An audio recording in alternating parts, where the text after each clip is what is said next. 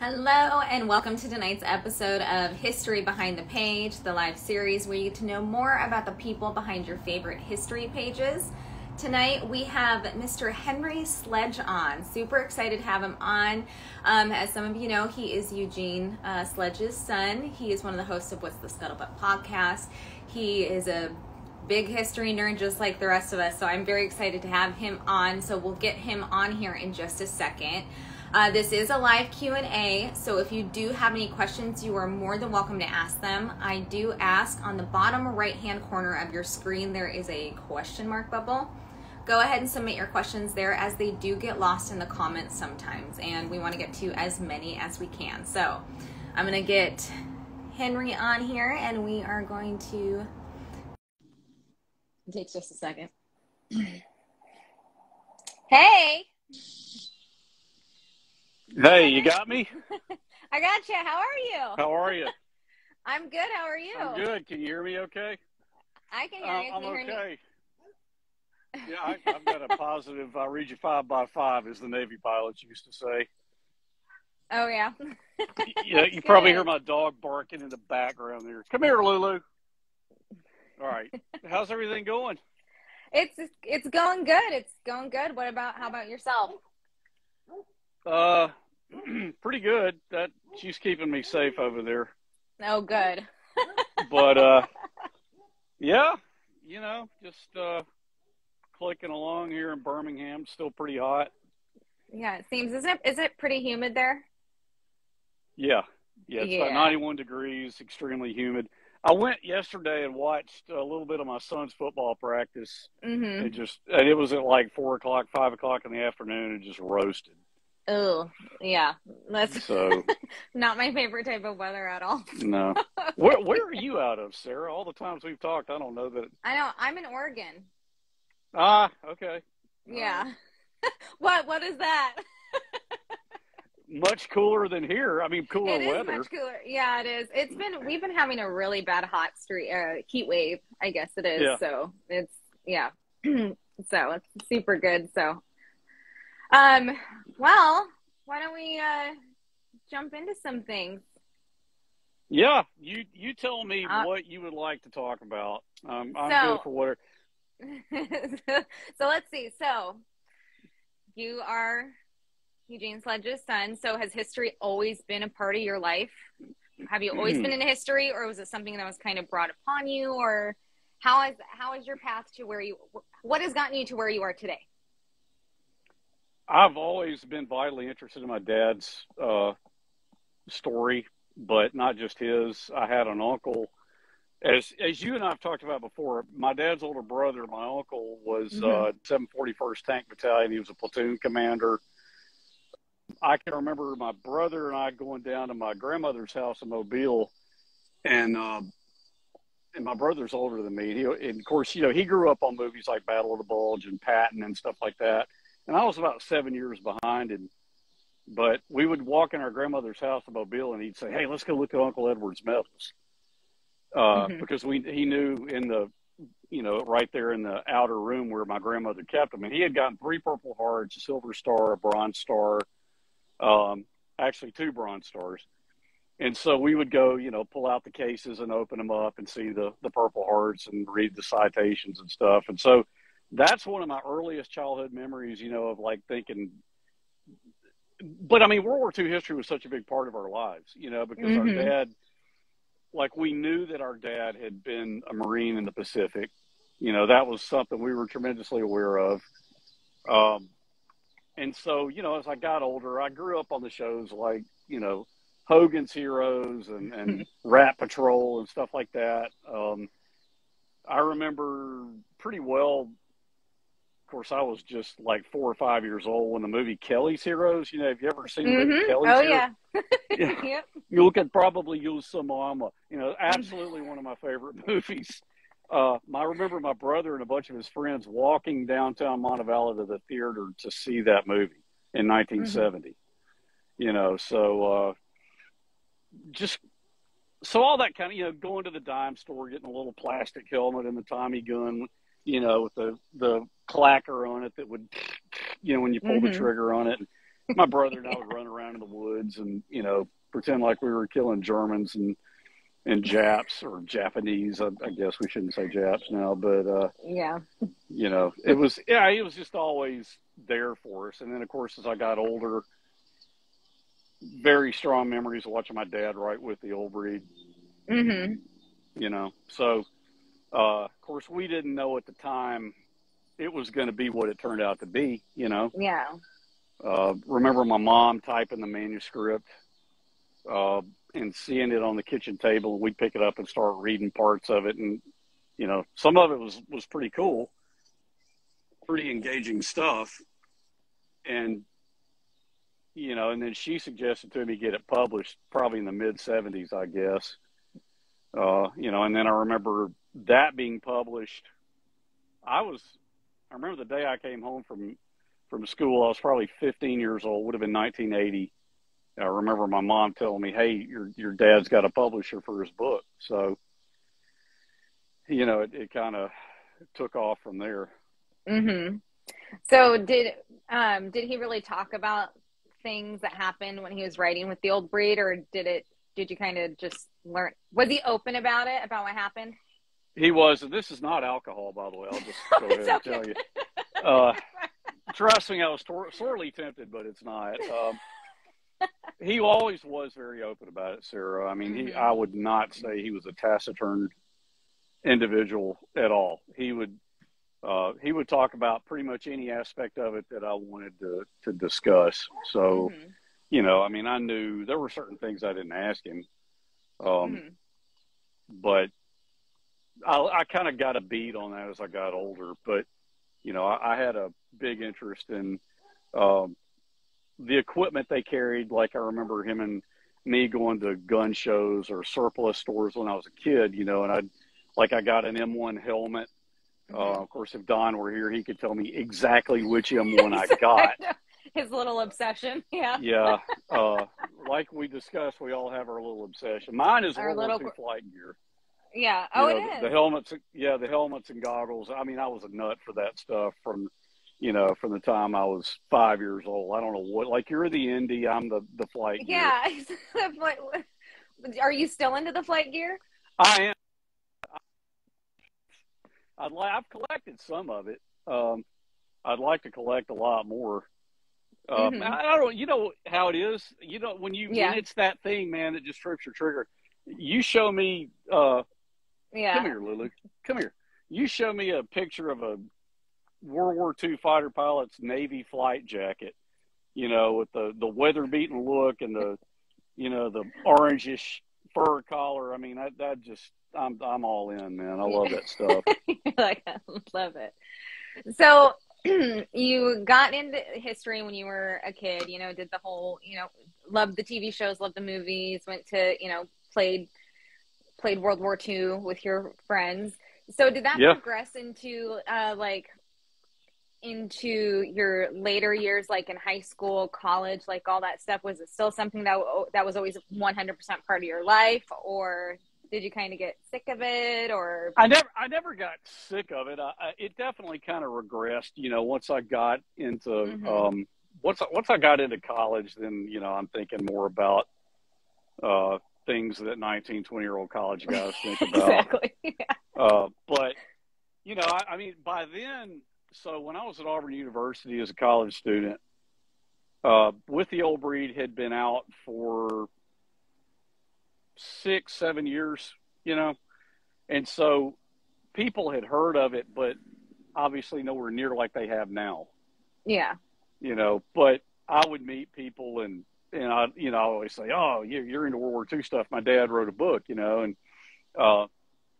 some people were like, "Oh, cool, I want to read it." And but I never got sick of it, in the sense of, I'm just not interested anymore. So it was kind of always there, and then probably well after college. Well, I remember being a teenager saying to my mom one day that I really wanted to go to Peleliu. I wanted to go visit Peleliu. There was something about, because I did know enough about it that I knew that Peleliu was this tiny atoll out outside of the main shipping lanes. Nothing was really close to it. And I was captivated by the idea of maybe one day going there and retracing my dad's footsteps. And I knew that there wasn't much there. And so, you know, I just thought, man, I want to go retrace his footsteps. That would be so cool. And so that became a reality much later. You know, I was like in 1999. So after that trip, then I just kind of went crazy with it. You know, then it was like I was reading every World War II book I could get my hands on, started collecting them. And my dad, he was still around for a couple more years at that point. You know, but all through my life, Sarah, he and I had conversations. I mean, I always tell people everything they read with the old breed. I mean, I heard those stories from him. Yeah. That's, I mean, he's rad, and that's special to hear those stories and hear what your dad went through and everything. Because, you know, people nowadays only can hear it through either the Pacific or with the old breed, and hearing it from somebody who is actually there, you know, is just, it's probably just. Or they hear it from me, and trust me, it was a lot cooler hearing it from him. So did the book at all, like when it got published, did it change your life at all or anything, or did it? Not at first. You know, not at first. Yeah, I mean, it wasn't like, you know, when AC/DC cut Back in Black, I'm sure their lives just kind of went into the stratosphere, because that's like the second best rock and roll album of all time. But no, it was a slow burn. You know, I think the first people to kind of get on board with it was the Marine Corps. Yeah. And I remember before the book was even published, the Marine Corps had like read some of the manuscript to what he had written about Peleliu. And so there was a magazine that I guess it still exists. I know it did back then. It's called the Marine Corps Gazette. And I mean, it is a magazine for serving active duty Marines. And the Marine Corps contacted him and they wanted him to do a series of articles for them called Peleliu Defense and Death. And so he did. And then they flew him out to, I think they flew him out to San Diego. And they wanted him to be part of it was a leadership video. Okay. And it was a video that was narrated by Lee Marvin, who of course was in the Marine Corps. I love Lee Marvin. He was, you know, so my dad was in that.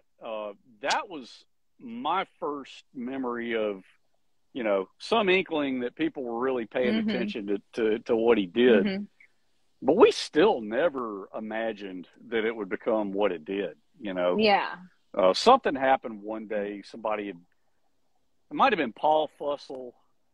It was before Stephen Ambrose contacted my dad and came to Montevallo to visit him. And, you know, Paul Fussell was a pretty well-known guy. He wrote a book called Wartime, as well as did a lot of other things. He was very well-known, and so it was kind of prestigious for him to reach out to this, you know, this college professor at the University of Montevallo. And he came and stayed with my parents. And it was somewhere around in there, I think. I remember my mom saying, you know, I don't know if you know this, but your dad's a pretty famous guy. And I was getting it, you know. I was tuned in. I was never, I mean, trust me, I was into all the things 20-year-old guys. Always had an awareness of his past, you know. Yep. So are you there? Are we there? Do you still have me? Oh yeah, sorry. You cut out just for a tiny second, so I just wanted to make sure I you was were going still to there. shut up and let you do some talking. Well, this series isn't about me. It's about you. It's about everybody who's on here. So let's talk. Let's kind of switch a little bit from the old breed and talk about what you have done with history and World War II. And actually, this is actually a funny story. After I was on the first time I ever heard you speak, you were on the We Happy Few podcast episode. Okay. And I was like, I was like, gosh, this guy Henry's like a really good speaker and all this other stuff. And it was before, and then right after the What's the Scuttlebutt podcast, the first one that we did, I was obsessed with this show called Against All Odds on American Heroes channel. And I was working on some post and I had it on in the background and I hear this very distinct voice pop on my TV. And I was like, that sounds like, and there's your face just popped up on my television. So I want to ask you, how did that come about? Yeah, that's great. Did it shut your damn TV down when my face popped up? No, oh my gosh, no. Oh my gosh, no. Yeah, but I was right. I loved it. Yeah, Against All Odds. That was Sammy Jackson. That was the producer. 43 Films. His name is Sammy Jackson, not the Samuel Jackson that everybody thinks. Yeah. You know, it was, but Sammy Jackson is his name. Huge admirer of my dad's. Okay, and in 2014, he called me up and said, "We want to do this show for the Against." It was Against All Odds, right? Against All Odds. Did I might have misspoke. No. But it was American Heroes Channel or something. And so, he told me, we want to do this on Peleliu. And of course, we can't do that without talking about your dad. Yeah. Would you be willing to participate? And I said, of course. And so, December of 2014, they came into Hoover, where I am, and we had some great conversations. Yeah, I was in the chair like all afternoon for that. That was, and Sammy is such a good guy because some people, Sarah, you've been in the history game a while. Some people get it, some people don't, Yeah. He's a guy who got it. He's a guy who had an appreciation for the whole E.B. Sledge story and what that meant to certain people. And so it was a grueling interview. There were, because a situation like that, I try to really deliver the goods. I've got good stories to tell. I try to bring all those out so people, can share in that. And I have a good perspective on it. And I've actually, I don't know that I've ever even actually seen that thing all the way through. Oh, really? Yeah. Occasionally I will hear people I work with, they'll go, man, I was watching something on TV the other night, and I heard that voice. I said, man, that's Henry. That's Henry talking right there. I told Sarah that's Henry, Yeah, it probably was. I've been on there a few times, but I think it was a well-done show. It's actually one of my favorite shows. I've rewatched it multiple times. They're great stories all throughout different conflicts and stuff like that. But yeah, it was just so funny. I was like, I know that voice. And then wow, there's Henry. I was like, oh my gosh. Wow, that's an ego boost right there. Thanks. You're welcome. Have you done other shows like that about your dad, about anything? Yeah, leading up to the Pacific, I was interviewed quite a few times with HBO. They did some really good interviews. Before the Pacific premiered, and then after the Pacific was out, they did another one. What they did, Sarah, was they released this huge box set of the Pacific and Band of Brothers together. And then they had a companion DVD to go with that called He Has Seen War. And all of us, my mom, my brother, myself, we were interviewed for that, so that was in 2011, actually. I'm trying to think. Well, I was interviewed, not long after my dad died in 2001. Colonel Joe Alexander, he's passed away now, but just great guy, great historian. He's written some amazing books. I highly recommend them to you. He was a good friend of mine. He was on the trip I was on when we went to Peleliu, and he and I became friends. I knew he was friends with my dad because he'd written about him, but we became fast friends. Just a hell of a guy, a wonderful historian. I ended up naming my son after him, so that if that tells you what thought of him. Mm-hmm. But he did with Lou Rita Productions. He did it was, God, what was the name of it? Sledgehammer, Old Breed Marine, or something like that. Mm-hmm. But they did a History Channel special just about my dad. Oh, and that was really poignant, because like when it released, like when it came out, my dad had just passed away. mm-hmm. So that was, I got used to walking through the room and seeing something on History Channel, not that, something else that he had been interviewed for, because there were quite a few things, but but you yeah, said that we was, were interviewed. Mm-hmm. You said that was right after he passed in 2001? Yeah. It came out in 01, maybe early 02. I think it was 01 when that came out. Yeah, when the History Channel was still doing history shows. So yeah, instead of now ancient aliens and now it's aliens, everything. Truckers. Yeah, exactly. And bring back old History Channel. I know, man. I mean, I used to. God, I remember on Sunday afternoons, I would look forward to the Sunday night programming. We're going back to early 2000s here, because they always had like World War II in color. Mm-hmm. And just, man, they had some great shows. And they did like one on the Corsair, one on the P-51. Yeah, and I'd look forward to it all day long, because I knew it was coming on. Mm-hmm. They don't do that good stuff anymore. I know. I remember when I was a kid, and my Oma, she would always watch documentaries on the History Channel, and she was really fascinated with the mob, I think, because that's all I can remember. And those documentaries would scare the crap out of me, but also I think it intrigued me in documentaries, and so I kept watching. I remember learning about the St. Valentine's Day Massacre and like all those gangsters, and I was just like, this is so cool. And then so did she like to watch Goodfellas and Casino? I don't know. See, I don't know that much. I think she just liked to watch the documentaries. I don't know if she was really big into all that stuff, but I just always remember documentaries about the 1920s and gangsters on all the time, the History Channel. I was like, oh man, I wonder if I can like try and pick those things, see if I can track those things down. But yeah. Now it's all ancient aliens and ice road truckers and treasure hunting or something. I don't know. This all that stuff.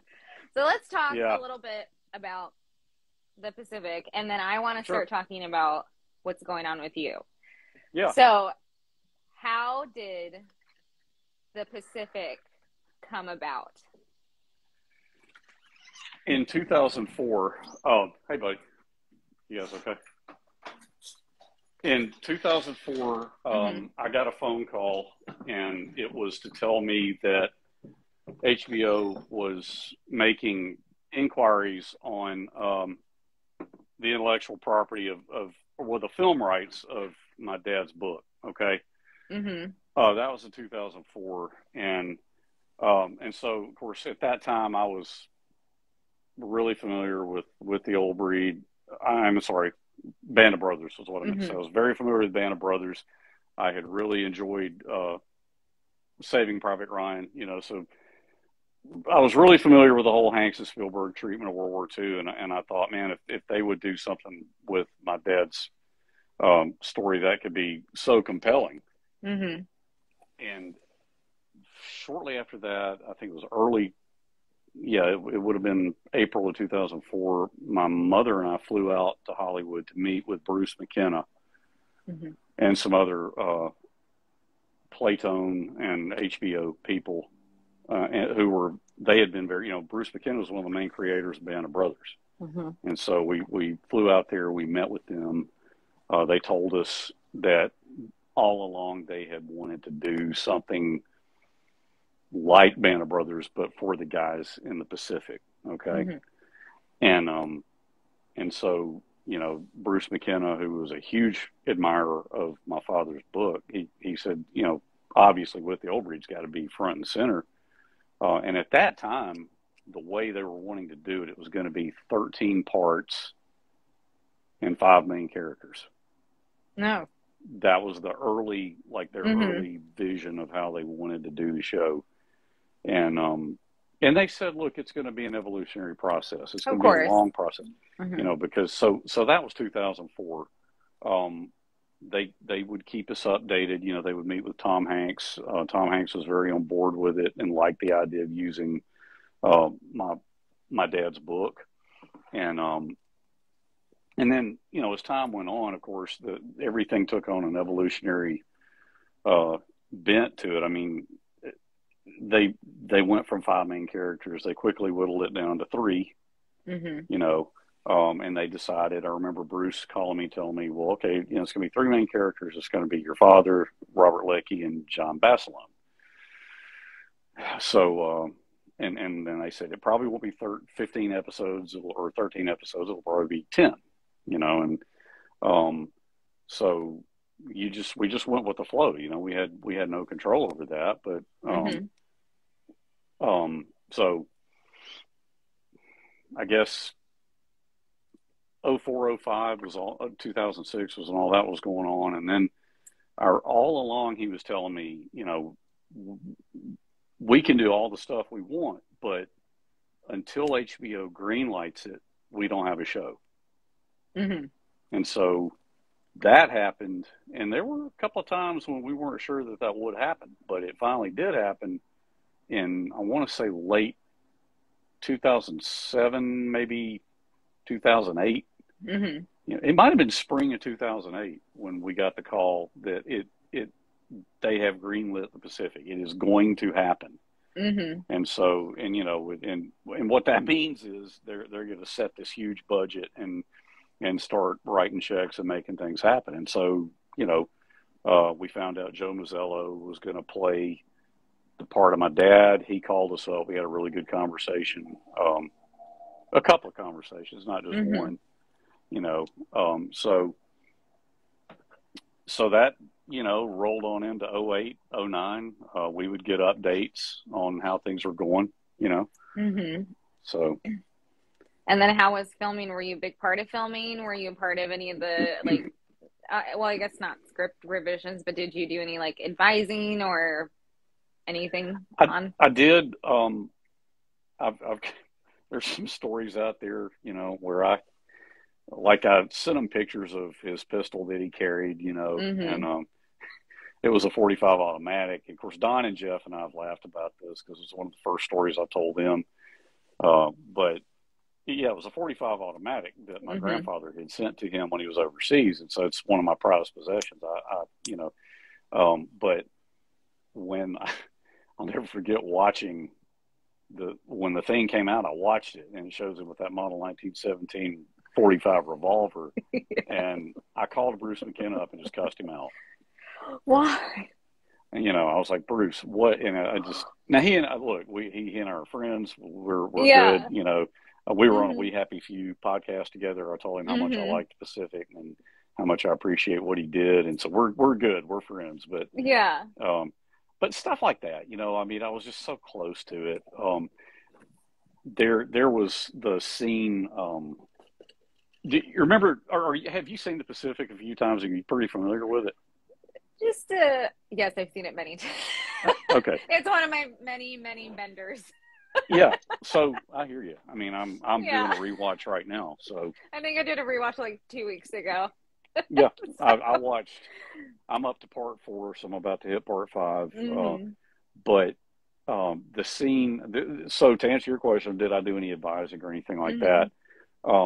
Not to the degree that I would have liked to, but it was part 7 when Bruce McKenna called me one day, and he said, "Hey, we're about to film the bunker scene." And if if for people who are familiar with my dad's book, that was a pretty iconic episode right there. Because so I was expecting, like I had. Again, well, like you and all your listeners, Band of Brothers, I knew every line in Band of Brothers. Yeah.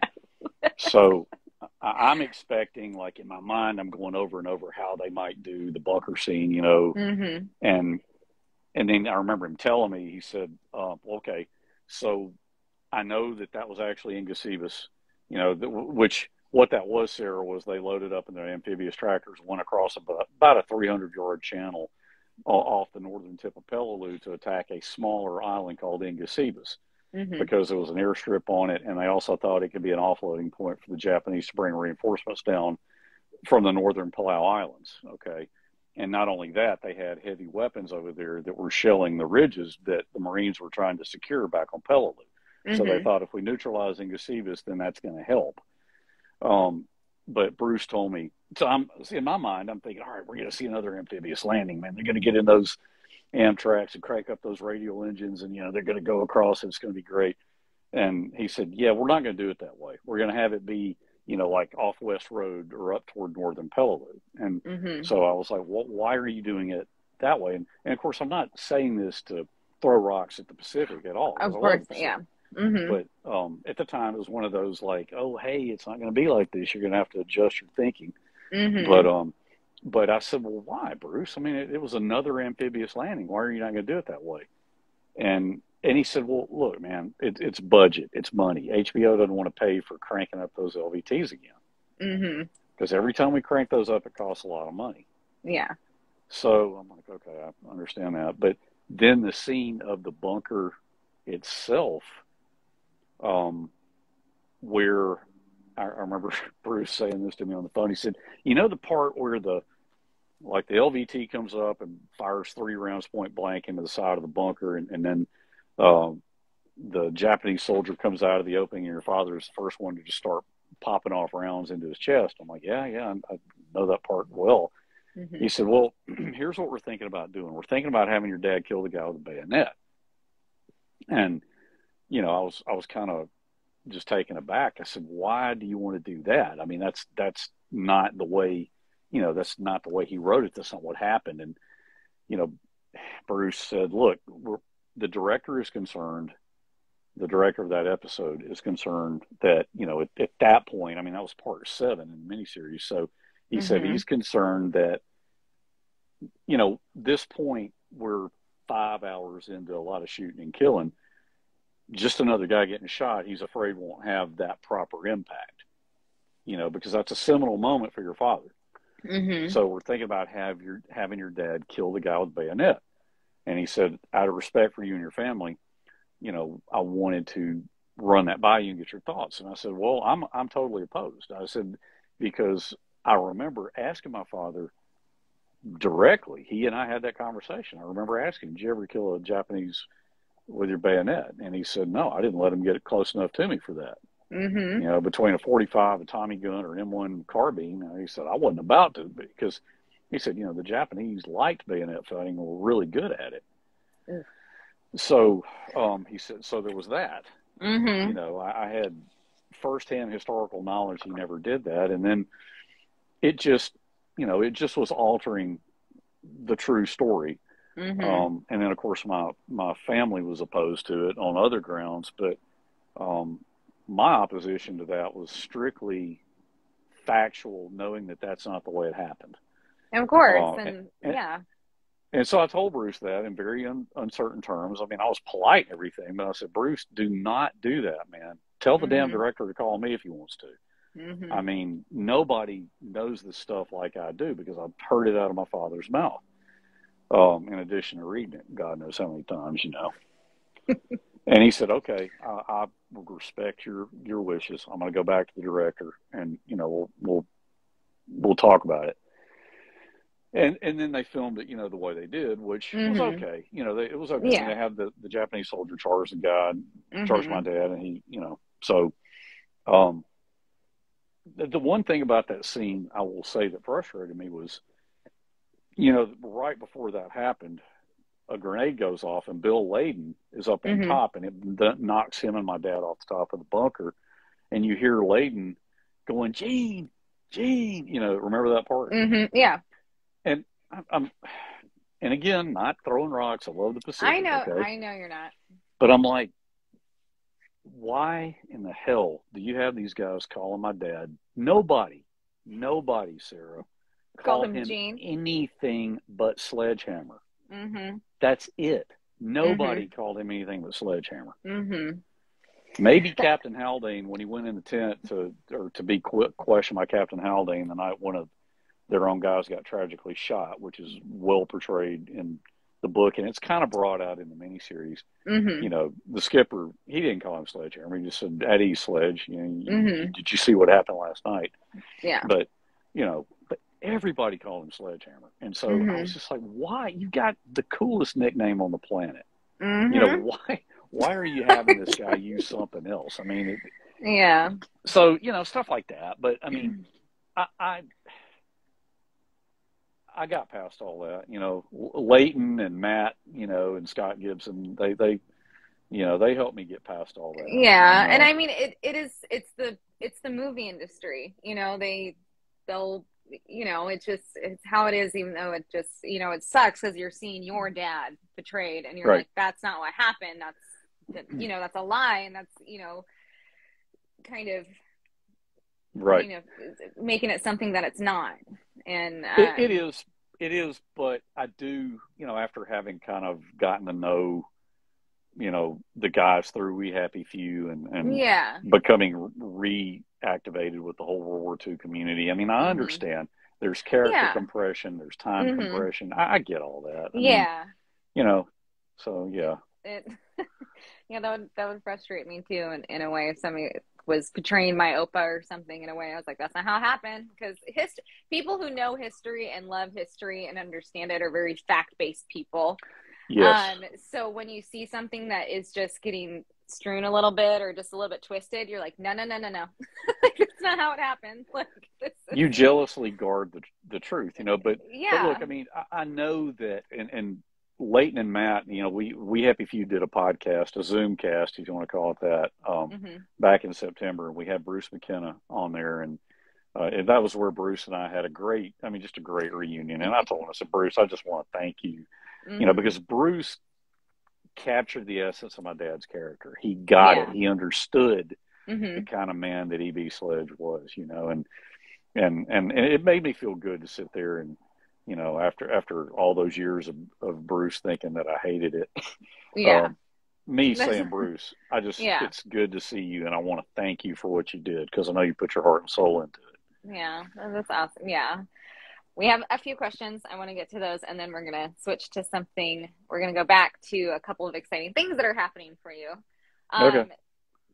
Oh, okay. Yeah. Don't be too excited, Henry. Jeez. What? What do you mean? Nothing.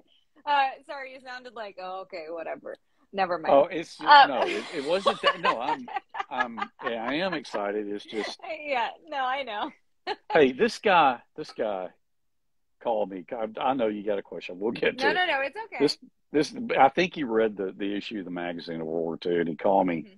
He called me at work. How the hell he got my number? I have no idea. Yeah. And you know, he was just really thanking me for what I did, and he asked me if he could send me a postcard or a 3x5 card and get my autograph. And I was like, yeah, if you want my autograph, but it's not going to be worth a damn thing. But yeah, I'll give you my autograph. Henry, you don't know how big of a fan club you have. Trust me. No, you're right. I don't. You don't, and I'm sure you'll probably find out this week. So, okay, Camilla has a really good question. What is the best part about the communities formed around remembering veterans like your father? To me, it is, number one, the passion that everybody feels for the history. You know, people like you doing what you do, people like Leighton and Matt Leach and Scott Gibson doing, and I was part of We Happy Few, you know, and doing what we did there. People like Don and Jeff, and then now me happily being a part of their group.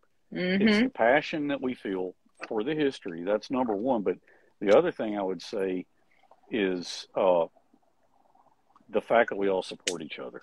Yeah. You know, World War II TV, Paul Woodadge. Yeah. You know, I've been on his show twice. I'll be on there a third time tomorrow. I saw that. Yeah. The guy does amazing work. And he does. And he has, you know, John McManus, a very good friend of mine. The guy's been a big help to me. Oh, I like his books.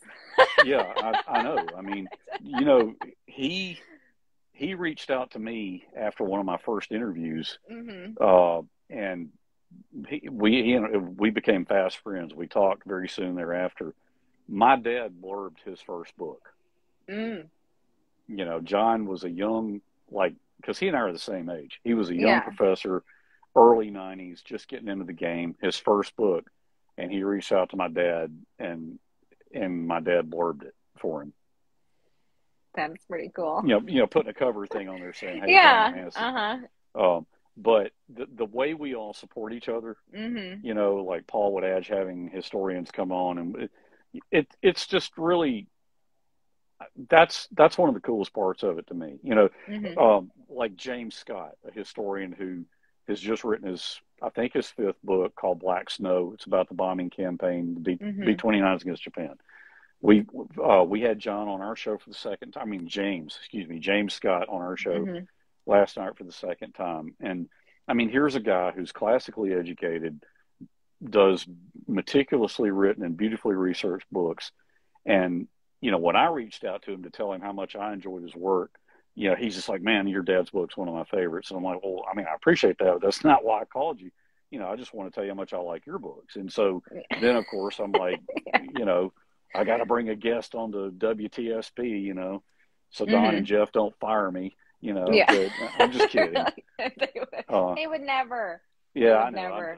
I know. It's good. I was just kidding, but I'm always trying to bring people on, and we all do that. Jeff does it, Don does it. But I said, "James, would you come on our podcast?" And I mean, here's a guy who goes all over the world. I mean, he last night he had to get up.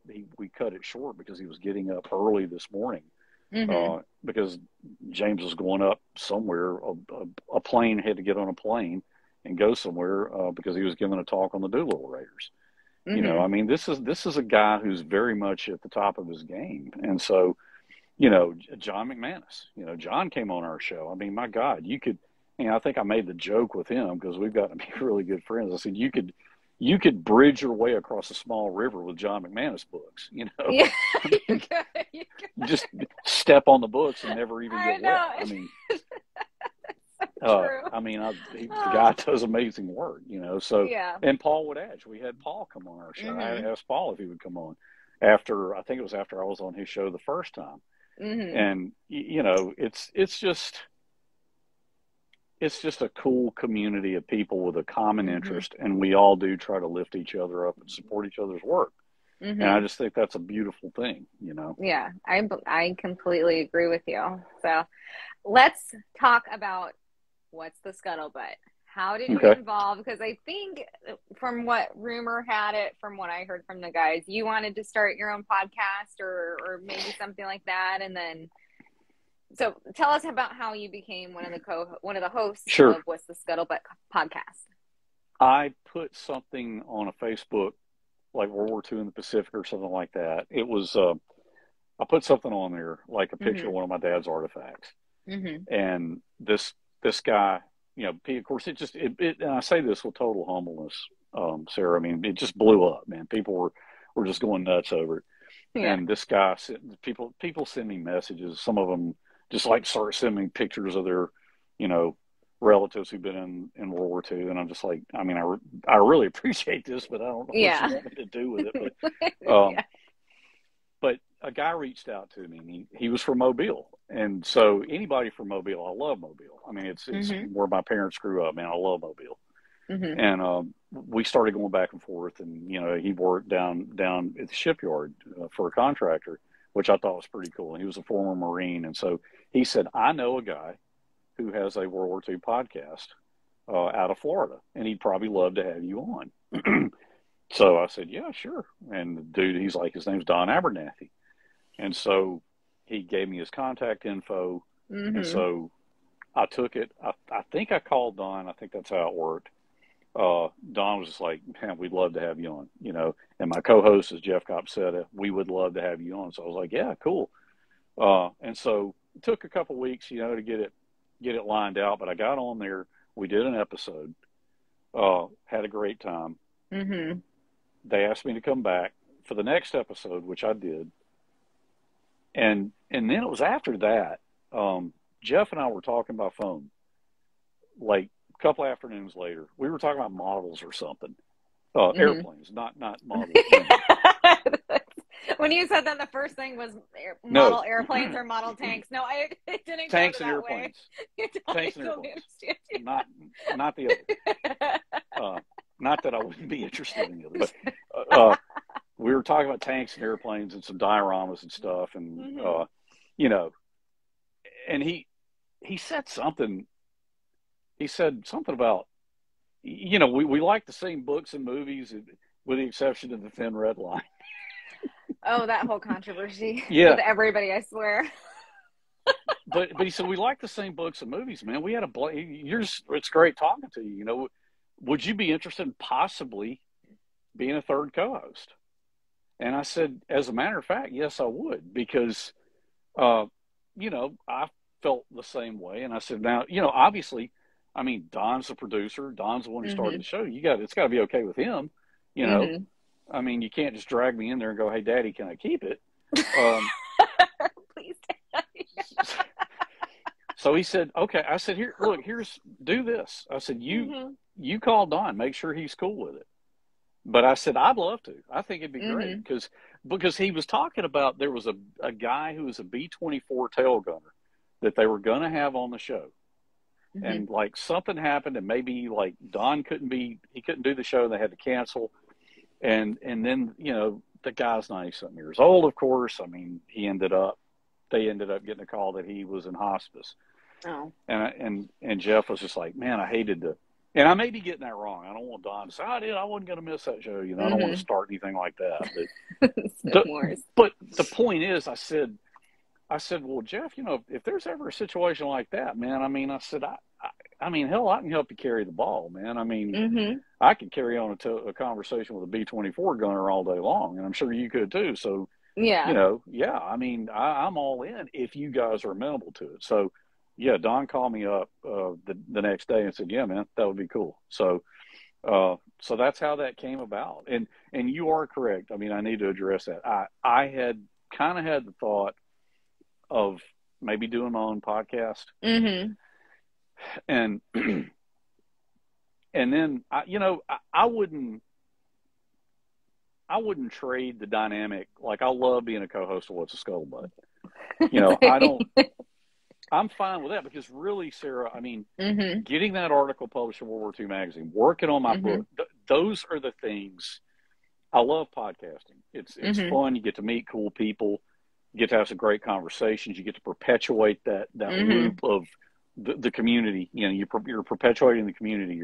They're helping you. You're helping them. You know, but getting published, you know, that's the juice for me. That's what I really want to do. And if I can do that and get some recognition, well, then that's better for What's a Scuttlebutt. You know, I can get more people on the show. So it's a self-fulfilling, you know, prophecy, I guess, a good loop. But yeah, I mean, I'm perfectly content as a co-host of What's a Scuttlebutt podcast. I have no desire to, you know, I mean, there is no, it's time for me to hit the big time, and I'll see y'all later. I don't feel like that at all. And Jeff and Don, I mean, they're doing their own things too. So I think it's just it's kind of a good home base to come back to, you know, and just have some conversations about what each of us are doing. Yeah. So let's keep the excitement of what you want to, you know, what you love doing and everything going. You just had an article published in World War II magazine that came out today, if I'm correct. Today or yesterday? Yesterday. Yes. I don't know. Maybe yesterday. I don't know. It was either yesterday or today. So tell us about that, because I can't wait to get my little hands on one. So how did this happen? Tell us about this amazing being published, and you made the cover. Which I was not expecting that. Exciting. Yeah. So, the way that came about, here's how that came about. Back in the early 2000s, I wanted to get something in print, and I actually sent them an article and didn't hear a word. And then they sent it back like 8 months later, you know, yeah, we're not interested, whatever. So I was kind of discouraged by that. So anyway, didn't look back. But when we had John McManus on our podcast back in December, one of McManus's big things, if you've ever talked to him, is he speaks a lot and he's written a lot about when the United States Marines and the United States Army, despite inter-service rivalry, when they fought together, they usually fought well. They got the job done. Sure, there was inter-service rivalry, there was tension, but they got the job done. And so I kind of remembered that from when he was on our podcast, and I heard him talk about it on World War II TV with Woody. And so when I got my father's original unedited manuscript from the archives at Auburn University, okay? That's a story unto itself. I won't bore you with it. But I already had designs on getting that and going through and researching all the unpublished material, okay? Because I had the thought, I mean, my mother actually said there's a lot of stuff there that got cut. You know, I really wish you or your brother would do something with it. Yeah. And so my brother, he's written 6 books of his own, but he's not a World War II guy. That's not his bag. But it is mine, and he was happy to hand that off to me. So so I got the manuscript. I went through the whole thing, wore out like 5 highlighters, you know, highlighting everything that didn't get published. And so anyway, in the process of doing that, after having John on our show and him talking about Army and, you know, soldiers and Marines fighting well together, I remembered some of the little anecdotes I saw in the With the Old Breed original manuscript that got cut. And I'm like, oh, yeah, there was a part where my dad was on Okinawa and the Army tanks came up and parked near him. And I won't give you the rest away because, you know. Yeah. But, you know, people are probably already dropping off the show right now. I don't want to lose any more. No, I'm Henry, kidding. this is stop. No, I'm just kidding. But so I thought about that, and I thought about another little anecdote that I came across. And again, I don't want to give it away, but and I remember when I was going through the original manuscript, I'm like, man, this is good stuff. This is gold dust. I mean, this is like exactly what McManus was talking about. And so I remembered that, and I'm thinking, okay, it's going to take me forever to write this book. So what, you know, like maybe I could try to write a magazine article and hopefully somebody would publish it, you know? So, and, you know, Sarah, I mean, I give credit where it's due. I called John McManus up. And I'm like, hey, man, I got an idea. He's like, yeah, what is it? You know, so I told him, yeah, it's a great idea. It's a great idea. So I wrote I sat down. I kept mulling it over in my mind. And then, you know, it's weird, man. I mean, I haven't written as much, obviously, as my dad, but sometimes I'll wake up in the wee hours of the morning and something's up here and it's like, okay, I got to get it on paper. But it hit me one day in January. It was a cold day. I remember I sat down. I'm like, okay, I'm going to square up to the desk. I'm going to bang this thing out. And so I wrote the article. It took me to write it. And then, you know, I got to write it and go through it and get it as best as I could get it. It took me about a week. Okay. Yeah. And, McManus was a source of encouragement to me. And I said, hey, you know, I'd love to shoot for World War II magazine. Don't know if they would give me the time of day, but that's where I'd like to, that's what I want to shoot for. And then if I fall short, then, you know, give me some ideas where to go from there. So I sent it to Karen Jensen, the editor-in-chief. And so my cat's back here somewhere crawling around. So I sent it to her. She sent me and I told her who I was. I mean, you know, I'm going to play the cards that I've got. So I said, I'm Eugene Sledge's son. I want to perpetuate his legacy and keep it relevant within the historiography of World War II, you know, in every way possible. So please accept this submission, you know, and consider it. And so she wrote me back a real nice email and said, thank you. You know, I will, I'm in the middle of some projects, but I will review it. And so that was, I want to say that was January, February. It was a couple months before I heard back from her. And, you know, I'm just thinking, man, here we go again. It's just, I mean, I just shot for the moon and it just, you know, fizzled off in the lake. But one day I got an email and it was in March. And she said, I've been through your story. I think it's very compelling. I think our readers would find it very compelling. You know, So she asked me a bunch of questions, and I answered her questions. Somebody just said, I love my fellow veterans. I hate to tell you, but I've never been in the military, so I'm not a veteran, so I can't claim that, and I don't, but, and that's one thing. I get asked to speak to veterans groups all the time, and I don't do it because I've never been a veteran, and I don't feel right doing it. But there is something I'm going to do in November that's pretty cool. Remind me to tell you that before we sign off. But anyway, she came back and said, "Yeah, I like the article. We want to publish this. This is cool." And then it was kind of interesting to see that process of them taking what I submitted and how it went through that editorial evolutionary process. And so that was an interesting process. It was a good experience. I told her after, she came back with an edit and had some questions and hey, can you rewrite this paragraph? Can you write a paragraph about XYZ? So of course I'd pull all my official Marine histories out and my dad's book and sit down and just hammer it out, to give her what she needed. And I think I made a self-deprecating comment to her. I'm like, Karen, I hope my writing isn't that bad, And she said, not at all.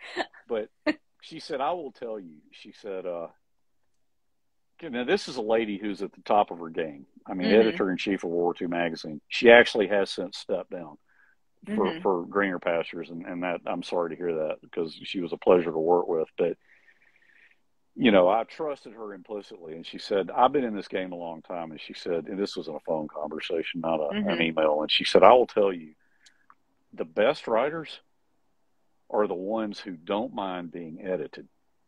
She said the ones who aren't the best writers are the ones who get real fidgety and angry when you try to edit them. And I'm like, okay, now Karen, remember I said I trusted you.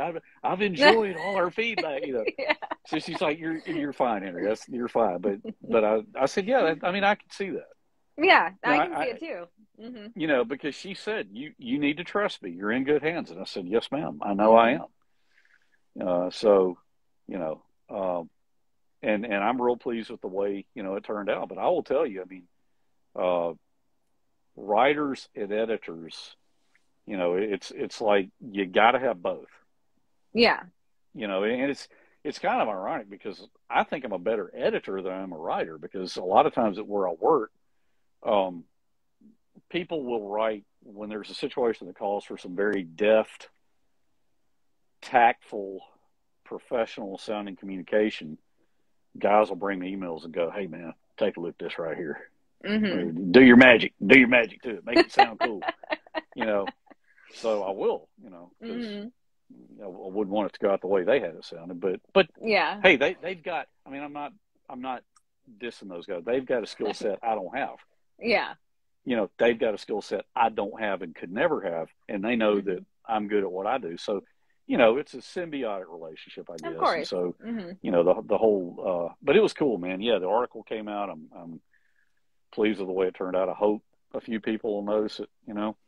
Oh, they're going to notice it. So when did you find out that did they tell you prior that you were going to be the cover or no?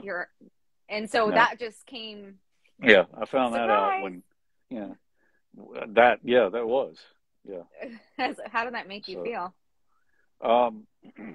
Surprised. It was cool. I mean, it was an honor, but I mean, look, let's, my father was a self-deprecating man, and I am too. I mean, it's not because I wrote such a great article. It's because I had some really good material to work with, okay? And I know that. I mean, come on. It doesn't hurt. I have been amazed when I tell people who my dad was. And I say this with total humbleness and gratitude and respectfulness, okay? But it's a powerful name. Yeah. And I say that with total humbleness. I mean, the respect that his name. I know what you're saying. I felt the tears welling up there for a minute. I know what you're saying. I know you. I know you can see it and you can feel it. Yeah. Yeah. But so, but that's the deal, man. I mean, it's not about self-aggrandizement for me. It's about perpetuating his legacy. Not that he needs my feeble efforts, but if I can get this out there, and if a few people will notice it, then maybe, of course, I've got my book project I'm working on, and that's a long, God, that's a long haul. But, So this is the first I'm hearing, well, I don't know why I would hear it, but this is the first I've heard that you're working on a book. Yeah, so that is going to be, I kind of dropped a hint on it a few minutes ago. It's taking, his original manuscript was really, really long. Oh, I bet. A lot of material got cut. Okay, it wasn't published and with the old breed. And I'm not saying that every bit of it should have been published. Okay, I'm not saying that. Yeah. But there's some really good stuff in there because I've analyzed the entire thing. Every sentence that didn't get published, I've highlighted. And that's why I said I've wore out like five highlighters. So there's a lot of really good stuff there. And so I want to create a book bringing that, as much of that material to life as I can, and then interweave that with my voice as recollections I have of conversations he and I had, because like I said, I heard all the stories as a kid. In my memories of a lot of that stuff, just having Sledgehammer as a dad, it was kind of when we had Freddie Joe, our friend Freddie Joe on What's a Skull Butt. And I mean, he's a guy who's got a job. I can't even imagine. I mean, that's a cool job. It's a cool thing that he does. And I can't even imagine how awesome that must be. It's not sitting in a cubicle 5 days a week like I do, but we were talking, and like I just said, yeah, I remember. I said, well, so Freddie Joe, I said, you played Stumpy Stanley, you played Lieutenant Stanley, and he's like, yeah, that's right. And I said, I remember one day my parents were out of town, and I was probably, I don't know, 18 or 9 or 17 or 18, may have been 19 or 20, and I was out in the driveway shooting basketball, and I hear the phone ringing. And I go inside and answer the phone, and I hear this gravelly voice say, Sledgehammer there. And I said, no, sir. He and my mom are out of town. And he said, all right, this is Stumpy Stanley. Tell him I called. And I said, yes, sir. I knew, I didn't know that he was the executive officer of K-35, later the company commander on Okinawa, because I still didn't have that granular level of familiarity with the history. But I knew who he was because my dad had talked to him all the time. Yeah. And so I said, yes, sir, I'll tell him. And so I told that story of Freddie Joe. It's like, Freddie Joe's got that demeanor, that cool demeanor, because he's used to bossing actors around. And he just like leaned forward when I was telling it. And this, he probably has no idea that I noticed this, but it's what I saw. And if he hears this, I hope he takes it in the best spirit intended, because it's cool. Yeah. And he got this whole totally different look on his face. And he said, Henry, you are a lucky human being. He said, man, to have that, to just be able to say that's a memory from growing up. He said, man, that's pretty cool. It is. I agree with him. So yeah, I mean, yeah, tons of stories like that. I met Snafu, in 1984. Oh, you did? Yeah. I was in college. It was my second year of college. I'd come home. And he and his wife had come over from Louisiana to visit my parents.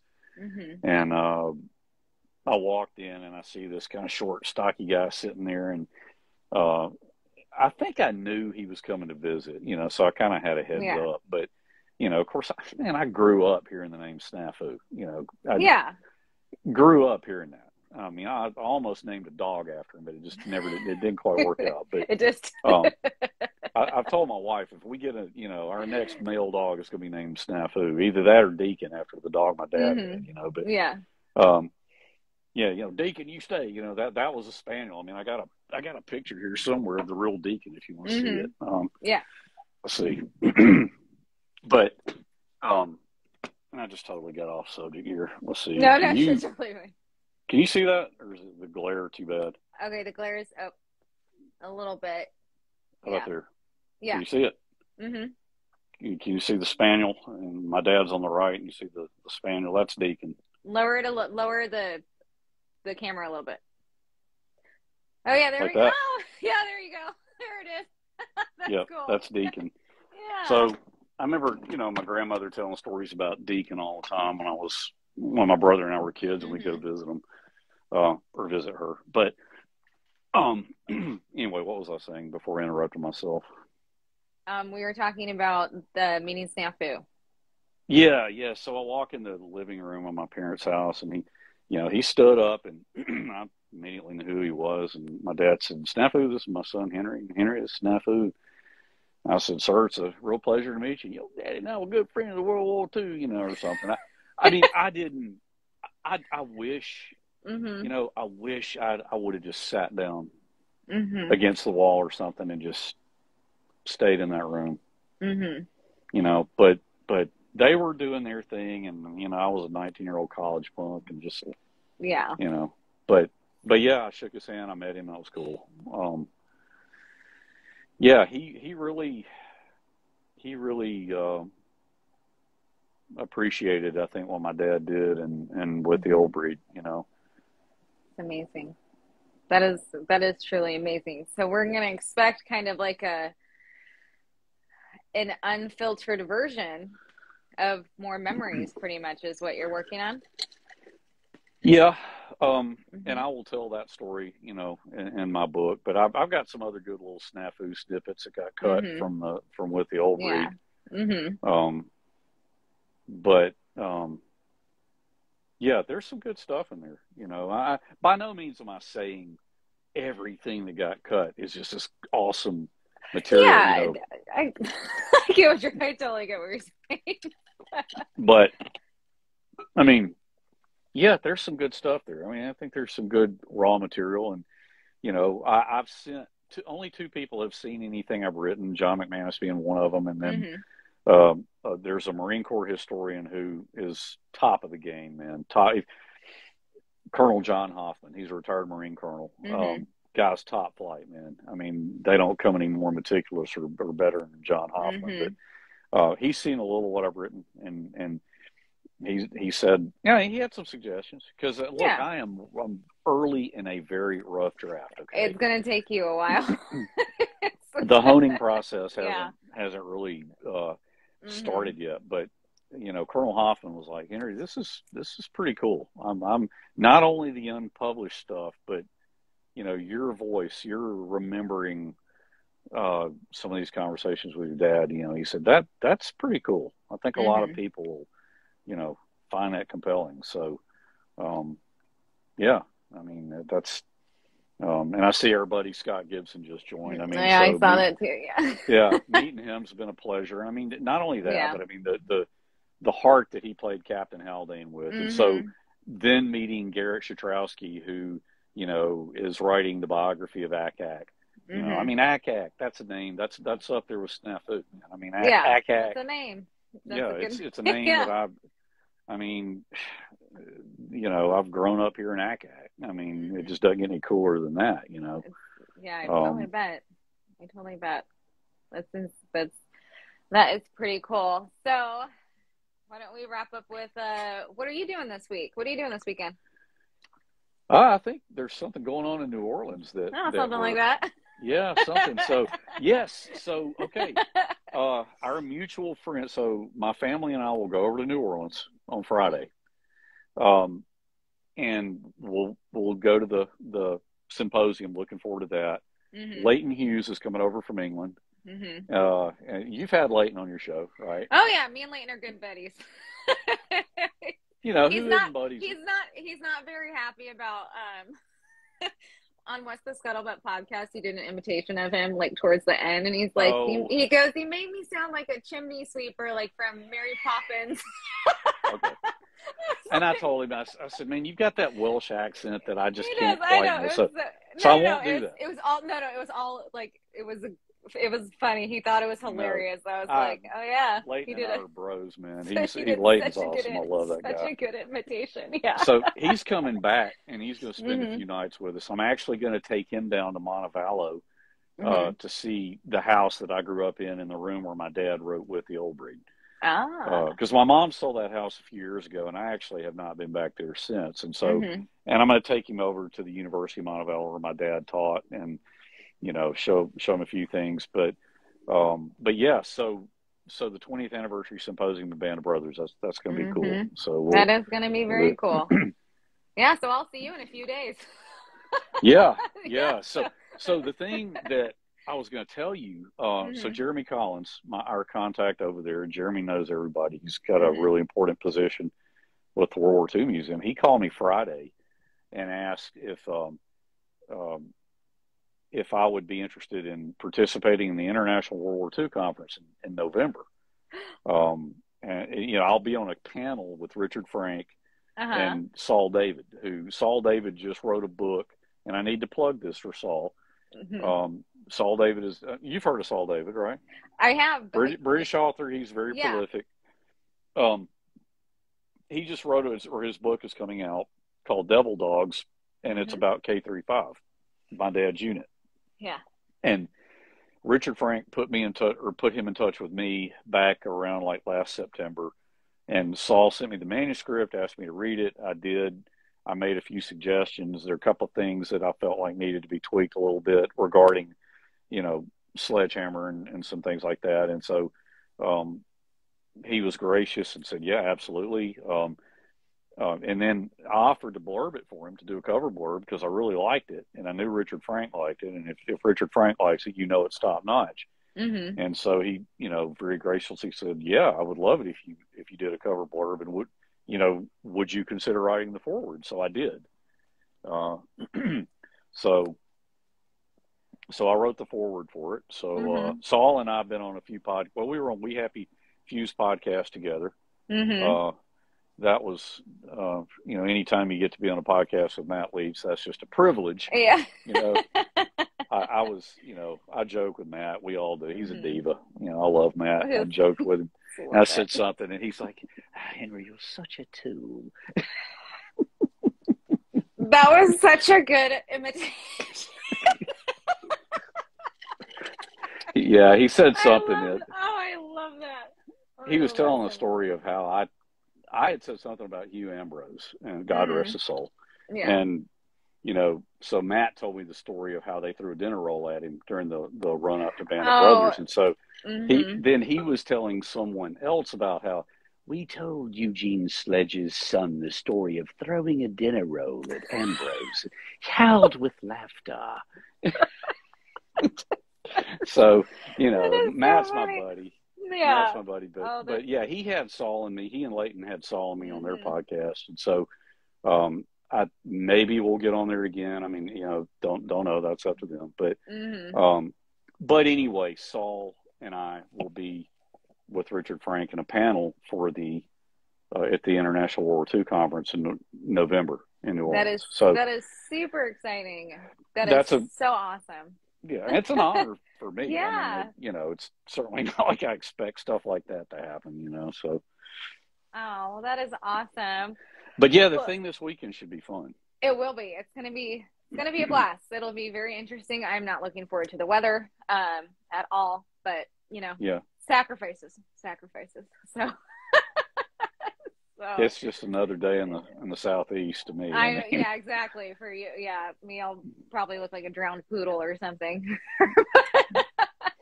That's what I'm worried about, is my hair. Oh, well, yeah. I'm teasing, or am I?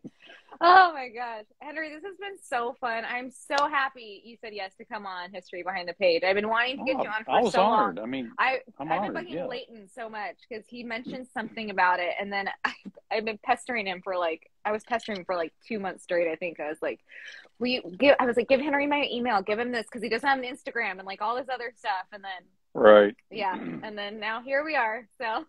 Well, no, I was honored to be asked. I don't take anything for granted. I really don't. I mean, I love to see people like you doing what you're doing, and to take that interest, to be interested enough to ask me to come on. I mean, I appreciate that. I don't take that for granted. Yeah. Well, I will definitely would love to have you on in the future. Definitely. Yeah. I am looking forward to seeing the World War II magazine article. So that is going to be that is an amazing accomplishment. And so Well, congratulations on that. So I appreciate it. Thank you. yeah. Awesome. Well, thank you everybody for joining and asking questions. And Henry, I will see you in a few days. Okay. All Thank right. you. Have a good night. All right. You too. Bye.